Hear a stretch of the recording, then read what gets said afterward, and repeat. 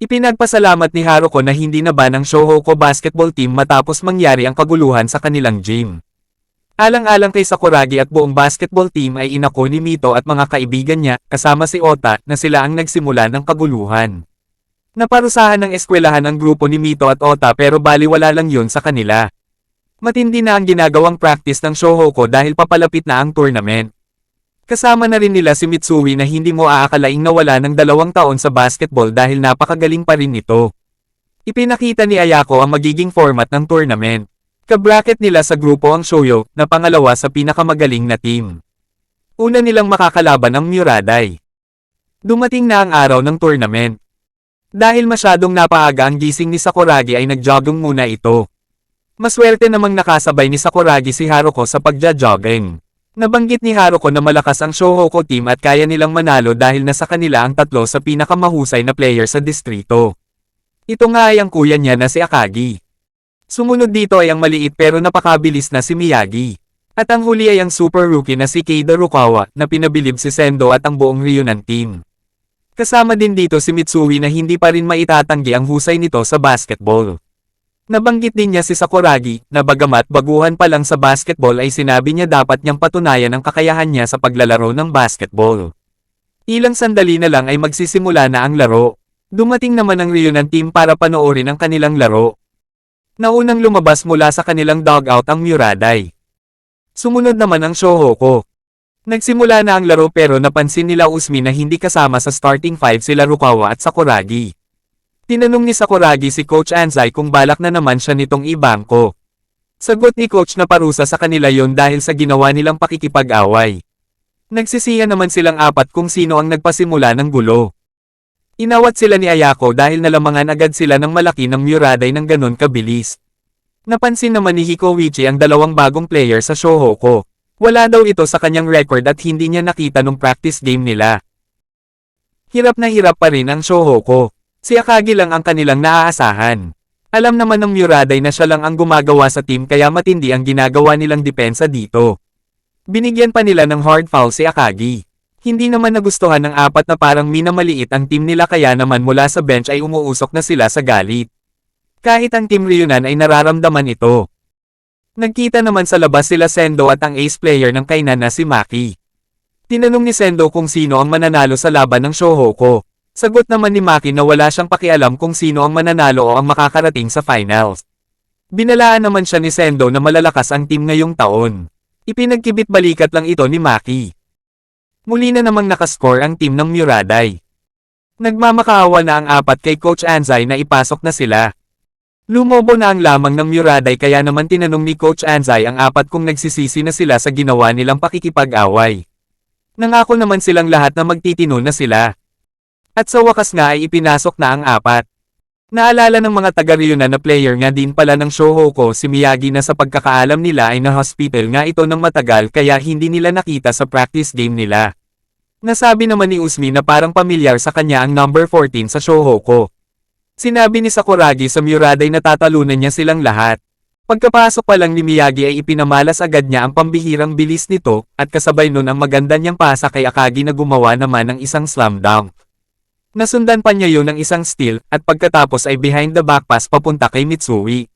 Sa pagtira ng 3 ni Mitsui ay dito naalala ni Usmi na ito pala si Hisashi Mitsui ng Takeshi Junior High. Sinabi niya sa kanyang mga kasama na siya ang former MVP. Napagtanto ni Usmi na sa pagdating ni Miyagi at Mitsui ay lalong lumakas ang Shohoku. Dahil wala pang ambag si Sakuragi ay humingi na ito ng pasa kay Miyagi. Pero imbes na sa kanya ipasa ay kay Rukawa niya ito ibinigay at nakagawa ito ng layup. Nagtampo ito kay Miyagi at tinanong kung bakit niya kay Rukawa ibinigay. Sumagot naman si Rukawa na dahil isa daw siyang gunggong. Susugurin na niya sana si Rukawa pero itinuro ni Miyagi si Coach Anzai. Biglang naging mabait si Sakuragi at sinabing love na love daw niya si Rukawa. Nagsagawa pa ng isang 3-point shot si Mitsui. 5 na lang ang lamang ng Muraday. Nagalit na ang kanilang coach sa kanila. Ilang sandali pa ay 3 points na naman kay Mitsui. 2 na lang ang kanilang hinahabol. Napakainit ni Mitsui at sinabi ni Akagi na wala na yata siyang balak sumablay. Sagot naman ni Mitsui na marami pa siyang bala. Nagsagawa ng kanilang offense iba ang Muraday pero binutoto lang ito ni Akagi. Napunta ang bola kay Miyagi. Nagsagawa ito ng pass break at ibinigay kay Sakuragi. Inikutan niya ang kanyang bantay kaya nakalusot ito. Kasunod nun ay nagsagawa siya ng isang layup. Sa pag-layup niya ay binigyan siya ng hard foul. Bagsak si Sakuragi. Galit na galit siyang tumayo at akmang susugurin niya ang nagbigay sa kanya ng foul. Mabuti na lang at nahawakan agad siya ni Akagi. Binigyan siya ng 2 free throws. Ang problema lang ay walang nagturo sa kanya kung paano tumira ng free throw kaya walang ideya si Sakuragi. Sinabi ni Akagi na hindi niya naaasahan na ma-shoot niya ang bola kaya siguraduhin na lang niya na tatama ito sa ring. Nagalit naman siya kay Akagi dahil wala daw siyang tiwala sa isang henyo. Sa pagtira niya ng free throw ay hindi niya malaman ang kanyang gagawin. Inatake na rin siya ng nerbiyos. Natatakot siyang sumablay ang kanyang tira dahil dalawa na lang ang kanilang hinahabol. Nakakarinig na rin siya ng kakaibang mga boses. Dahil inabot na siya ng siyam-siyam ay natawagan ito ng 5 seconds violation. Sa pangalawang free throw niya ay binalak niyang patamain na lang sa ring ang bola at pagkatapos ay kukunin ang rebound sa by dunk. Pero naunahan siya ni Rukawa sa pagkuha ng rebound at kasabay nun ang follow-up dunk. Galit na galit si Sakuragi kay Rukawa dahil sinira niya ang kanyang plano. Tabla na ang score ng dalawang team. Nagsagawa muli ng offense iba ang Muraday. Sa pag-drive niya ay tatlong malalaki ang nag-aabang sa kanya. Napilitan na lang niyang ibigay ang bola. Pero sa pagpasa niya ay kay Miyagi niya ito na ibigay. Takbo agad si Sakuragi para sa transition offense nila. Ang buong akala ni Sakuragi ay sa kanya ibibigay ni Miyagi ang bola. Sa paparating na si Rukawa niya ito ibinigay. Slam dunk na naman para kay Rukawa. Lamang na ng dalawa ang Shohoko. Maraming manunood ang bumilib kay Rukawa. Nagulat ang lahat dahil ito daw pala si Keida Rukawa ng Tomigaoka Junior High. Bago matapos ang first half ay nakapuntos pa si Rukawa sa pamamagitan ng slam dunk. Lumaki na ang lamang ng Shohoko. Napansin naman ni Maki ang husay ni Rukawa. Inihalin tulad niya ang laro nito kay Sendo. Pero sinabi niya na baguhan pa rin siya. Samantala, inilabas na ng Muraday ang kanilang secret weapon. Ito ay si Tetsuya Naito. Isa daw siyang rugby player na ginawa nilang basketball player. Nabigla ang Shohoko dahil sa laki nito. Sa jump ball ay walang nagawa si Akagi dahil sa lakas nito. Sinubukang bantayan ni Sakuragi si Naito. Pero binundol niya si Sakuragi at mabilis na patumba. Matagal bago nakatayo si Sakuragi at galit na galit ito kay Naito. Tumindi na ang depensa ng Muraday buhat nung dumating si Naito. Sinubukang ibigay ni Mitsui ang bola kay Rukawa pero inagaw ito ni Sakuragi. Sa pag-drive niya ay nabundol niya si Naito. Natawagan ng offensive foul si Sakuragi. Nasa possession ng Muraday ang bola. Iniwanan ni Sakuragi ang tao niya kaya nakagawa ang Muraday ng 2 points. Sa pagpapatuloy ng laro ay unti-unting nakahabol ang Muraday. Dalawa na lang ang lamang ng Shohoko. Nakakuha pa ng steal si Naito. Libreng-libre na siya para sa isang slam dunk. Hinabol ito ni Sakuragi at sinabayan sa ere. Nakuha niya ang bola pero may kasamang tuhod. Bagsak si Naito. Nakakuha naman ng kanyang second foul si Sakuragi. Nabigyan ng 2 free throws si Naito. Pasok ito pareho. Tabla na naman ang score. Sa puntong ito ay galit na si Sakuragi. Sa sumunod na play ay natawagan na naman ng charging si Sakuragi. Naisahan na naman siya ni Naito. 3 na ang kanyang foul. Inasar pa siya lalo nito. Sinabi naman ni Akagi na sinasadya siyang asarin ng Muraday kaya dapat mag-focus lang siya sa laro. Dahil wala naman daw ambag sa team ng Shohoko kung si Sakuragi ang kanilang patatalsikin sa laro, ay nagbago ng taktika ang Muraday. Si Rukawa naman ngayon ang kanilang target na pikanin at sirain ang laro. Pero hindi ito umubra kay Rukawa at nakagawa pa ito ng 2 points. Nasa possession ng Muraday ang bola. Sinubukang tumira ng 3 ni Naito pero mintis ito. Sinubukan niyang kunin ang offensive rebound pero naunahan siyang mabox out ni Rukawa kaya nakuha niya ang rebound. Nagsagawa sila ng pass break at tinapos ito ni Akagi sa pamamagitan ng slam dunk.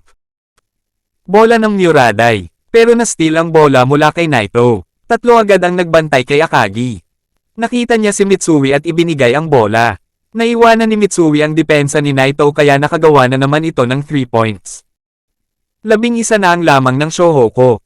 Nagkakainitin na ang Muraday. Sa pagpapatuloy ng laro ay lumobo na ng malaki ang kalamangan ng Shohoko. Pero hindi pa sila dyan natatapos. Sa sumunod nilang play ay ipinasa ni Miyagi kay Sakuragi ang bola. Matinding depensa ang ibinigay sa kanya at hindi siya makawala. Tinutuhod na siya ng kalaban pero hindi ito tinatawagan ng ref. Naiinis na si Sakuragi kaya siniko niya ito.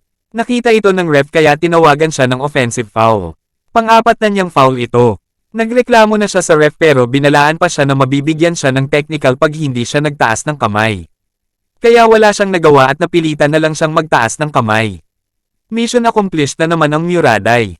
Napupuno na si Sakuragi dahil sa ginagawa sa kanya. Sinubukang tumira ng tres ng Muraday pero nasupalpal ito ni Rukawa. Agad na tumakbo si Sakuragi para sa pass break. Ibinigay naman agad ni Miyagi sa kanya. Sa huling 3 minuto ng laro ay wala nang ibang iniisip si Sakuragi kundi ang makascore. Wala siyang pakialam kahit may bantay sa harapan niya. Buong puwersa niyang idinakdak ang bola. Sinabayan naman siya ni Naito. Kaso nga lang kumapos ito at tumama sa ulo ng kalbo. Bagsak si Naito habang bumubula ang bibig. Galit na galit sa kanya ang Muraday dahil sinadya niya daw yon. Dahil sa pangyayaring yon ay fouled out si Sakuragi. Natapos ang laro sa score na 114-51. Nakuha ng Shohoku ang kanilang unang panalo. Samantala, walang na-score si Sakuragi sa buong laro. Bukod pa doon ay na-fold out pa ang henyong basketbolista.